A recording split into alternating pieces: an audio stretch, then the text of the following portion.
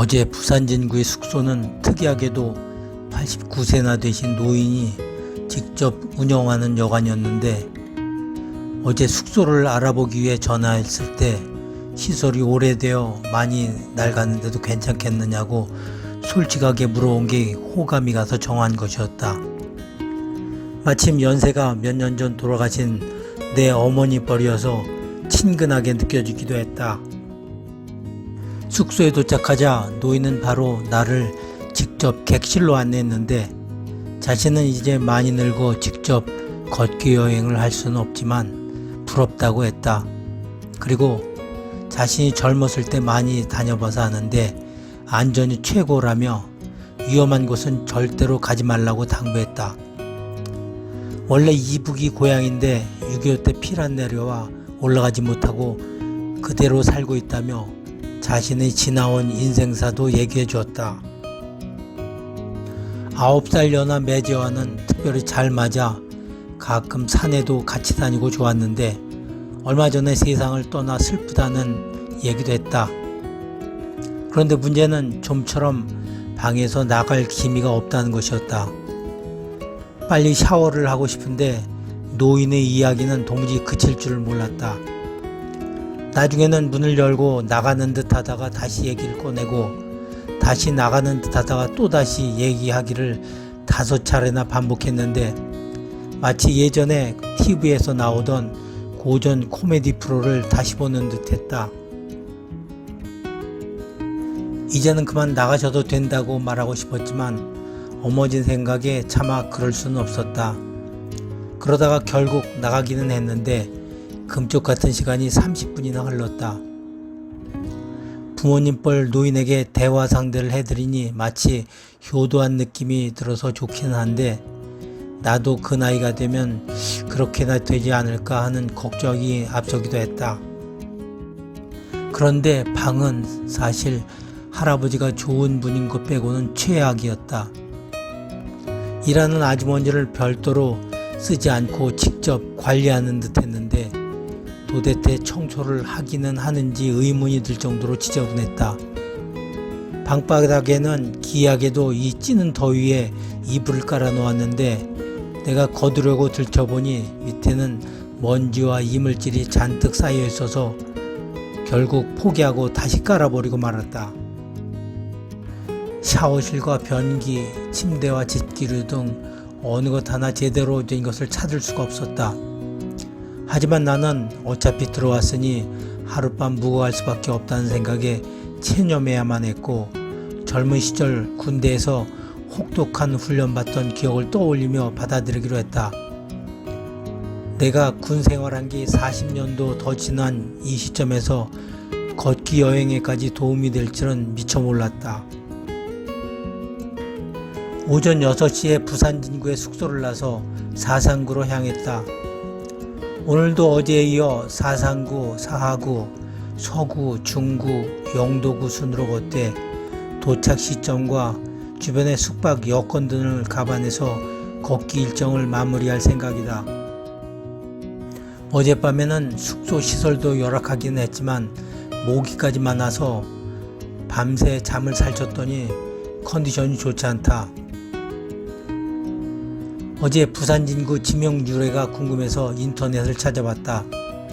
혹시 부산진을 경유할지도 모른다는 기대감 때문이었다. 진은 보통 외적을 막기 위해서 설치한 진지에 붙이는 이름인데, 부산 진구는 조선시대 설치된 부산진 성에서 따온 거라고 했다. 그런데 1957년 구제를 처음 실시하던 때부터 부산진 성터나 부산진역, 부산진시장은 모두 부산진구가 아닌 동구에 있어서 부산진이 있지도 않은 곳에 부산진이라는 이름을 붙였는지는 밝혀진 게 없다는 사실이 재미있게 느껴졌다. 잘못된 지명은 주민 의견을 수렴해서 바꾸기도 하는데 이름이 주인인 부산진 구민들이 필요성을 느끼지 않는 것 같았다. 사상구청이 가까워질 무렵 갑자기 길이 사라져버렸다. 지도에 본 우측으로 내려가라고 하는데 아무리 봐도 길이 없었다. 몇 번이고 가다가 다시 돌아오기를 반복하며 길을 찾고 있는데 갑자기 뒤에서 누군가가 집 옆에 좁은 골목으로 내려가면 된다며 소리쳤다. 복장을 보니 사상구청 소속 청소부로 동네 지리를 꿰뚫고 있었는데 헤매는 나를 발견하고는 바로 알려준 것이었다. 가보니 정말 신기하게도 길이 있었다. 그리고 바로 계단도 3번이나 이어졌다. 부산 지역은 의외로 가파르게 경사진 길이 많이 나타난다. 서울 달동네를 연상시키는 고지대 마을도 많이 보인다. 그러다 보니 언뜻 봐서는 도저히 길이라고는 생각하기 어려운 곳에 샛길이 있기도 하고 계단길도 있는 것 같다. 사상구청에 들러 인증샷을 촬영한 후 물을 한 모금 마시고 다시 사하구를 향해서 10여 분쯤 걷다가 동영상을 촬영하려는데 뭔가 허전했다. 사상구청에서 물을 마실 때 잠시 내려놓은 액션캠을 그대로 두고 온 것이다. 급히 되돌아가 보니 다행히 그대로 있었다. 더 멀리 가지 않았을 때 발견하길 정말 다행이었다. 매사에 꽤나 열심히 챙기려고 하는데도 여전히 실수를 하니 걱정이다. 정신을 좀 더 바짝 차려야겠다.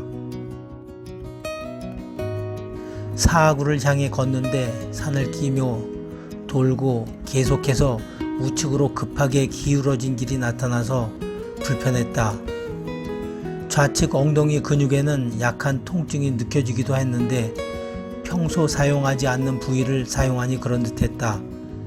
보도블록으로 만든 인도도 계속해서 나타났는데 군데군데 들떠 있어서 밟을 때마다 덜거덕거리는 소리가 나는 곳이 유난히 많았다. 상하수도나 통신과 관련된 공사를 하며 마무리를 제대로 하지 않은 듯했다.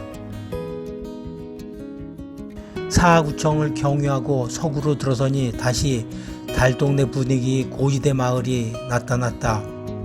나중에 알고 보니 유명한 고지대 마을인 감천문화마을도 머지않은 곳에 있었다. 서구청과 중구청을 경유한 후 점심때가 되어 인근 식당에서 비빔밥을 먹었다. 식사 후 영도대교를 건너 영도구청에 도착하니 오후 2시였다.